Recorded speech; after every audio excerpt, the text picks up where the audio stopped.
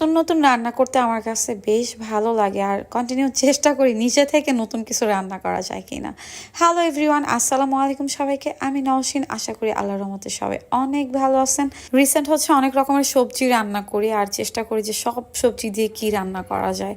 তো সবজি খেতে ভালোই লাগে, কারণ ডক্টররা সবসময় বলে যে বেশি বেশি হচ্ছে শাক সবজি ফলমূল এগুলো খাওয়ার জন্য, তাহলে নাকি হচ্ছে অনেক মানসিক রোগ থেকে বাঁচা যায়, শরীর সুস্থ থাকে।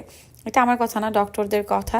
আর যারা বিজ্ঞান নিয়ে পড়াশোনা করেন তারা বিশেষ করে জানতে পারবেন। তো যাই হোক, মাছ ভাজি করতেছিলাম, যেহেতু আমার কড়াই নাই, পুরানো কড়াই, এটার মধ্যে ভাজতে গেলে ভেঙে চুরে চুরমার হয়ে যায়, তারপরে হচ্ছে পারফেক্টলি হয় না, তারপরেও হয়ে যায় আর কি। তো আমি রান্না করতেছিলাম হচ্ছে ঝিঙা, আপনাদের ভাষায় কি বলে জানি না, অনেকের ভাষায় বলা হচ্ছে কইরা, না চিচিঙ্গা হবে মনে হয়। যাই হোক, ভুলভাল বলি, সবজির অনেক নাম আসলে এক এক দেশের ভাষা এক এক রকম।